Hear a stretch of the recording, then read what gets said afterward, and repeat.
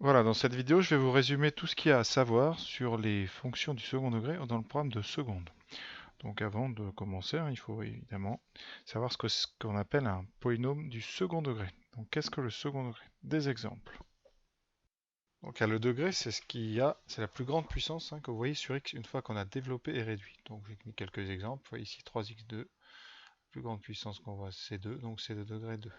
Ici 4x3, 2 degré 3. Vous voyez, toute une série. Alors quand il y a des additions, on regarde le plus haut. Ici j'ai un 3 et un 2, c'est donc le 3 plus haut, c'est un degré 3.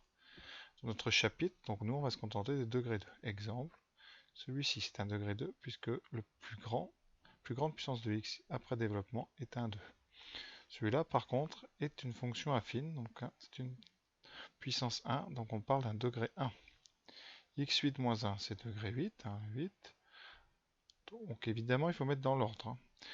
On ordonne le polynôme, ici le moins x2 est derrière, mais le degré c'est quand même 2.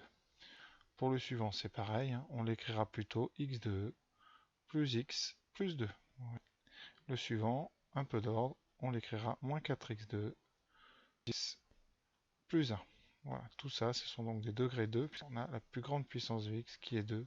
Après, si les polynômes se présentent sous la forme factorisée, on les développe. Ici, c'est 1 moins x2. La plus grande puissance est un 2. C'est donc un polynôme de degré 2.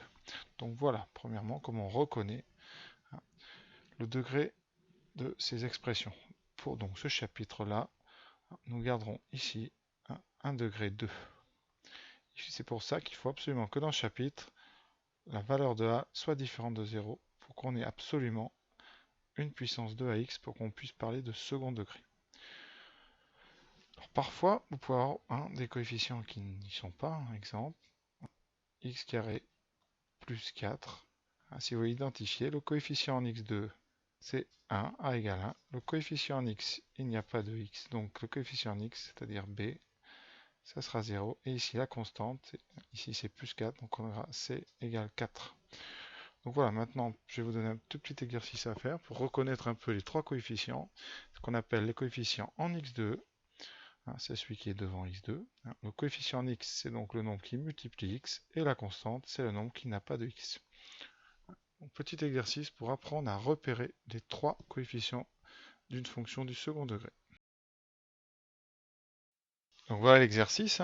Donc je donne à côté d, à gauche des fonctions du second degré, et à droite je vais identifier tous les coefficients. Donc à chaque fois, le coefficient a qui est le coefficient en x2, b est le coefficient en x, et c'est la constante. Donc le premier, x2 moins 4x plus 1, donc 1 moins 4 et 1. C'est très simple. Le deuxième, 6 moins 1 moins 3, 6 moins 1 moins 3. Le troisième est un peu différent, il n'y a que deux termes, donc vous avez 1x2, c'est-à-dire le coefficient en x2 c'est moins 1, le moins ici donc qui veut dire moins 1. Vous n'avez pas de x, donc le coefficient en xb vaut 0. Et c, c'est le plus 1, donc c'est 1. Le quatrième est du même type, sauf que cette fois-ci, vous avez un terme en x, donc vous avez donc le coefficient b qui est le coefficient en x, et donc 1, puisque devant x, vous avez un plus, donc plus et plus 1. Et le coefficient c, il n'y a pas de constante, donc c'est 0. Le troisième, c'est des fractions, mais ça ne change rien. Devant x2, donc vous avez un tiers. Devant x, un moins 4. Et en c, un nombre un peu bizarre, mais comme c'est donc moins racine de 2.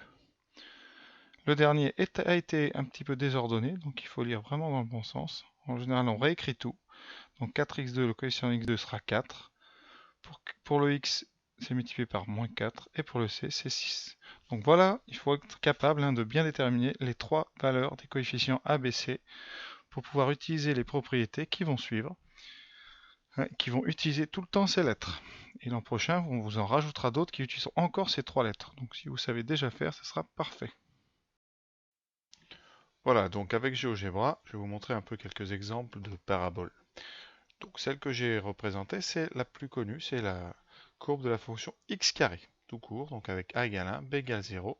Ici, a égale 1, b égale 0 et c égale 0.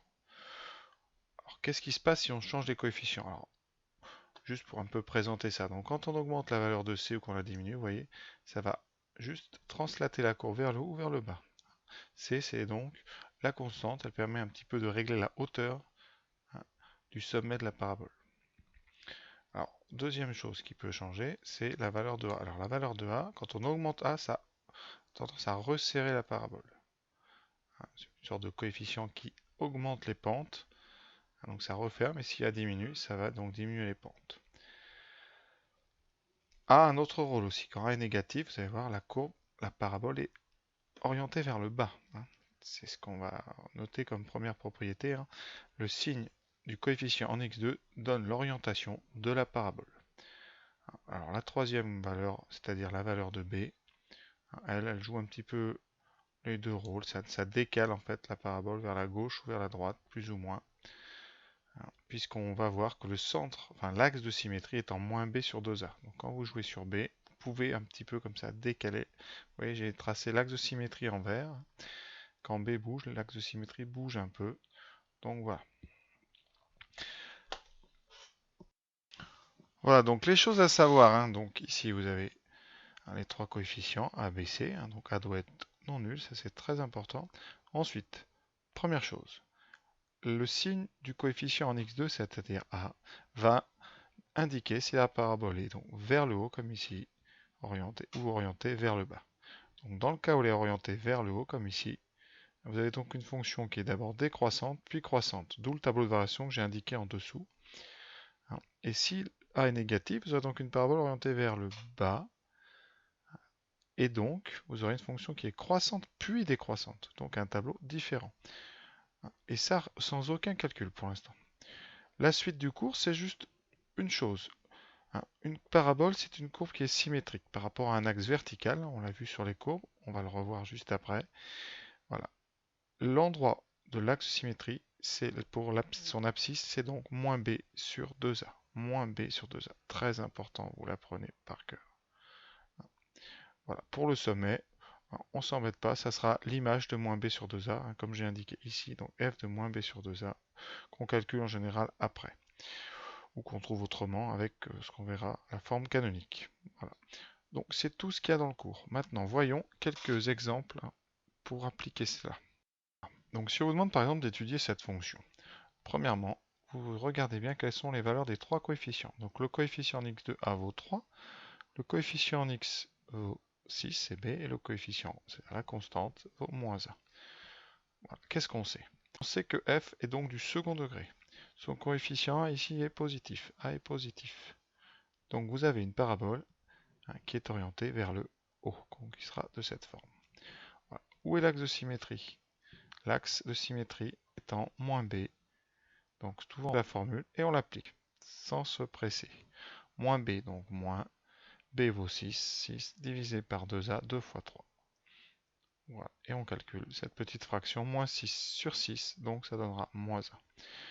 Voilà, donc on sait déjà beaucoup de choses. On sait qu'elle est orientée vers le haut, son sommet ici a pour abscisse moins 1. Donc quelle est l'ordonnée de ce sommet y? Eh bien on va calculer l'image de moins 1, tout simplement en remplaçant dans l'expression de la fonction x par moins 1. Donc ici ça donnera 3 fois moins 1 au carré, plus 6 fois moins 1, moins 1.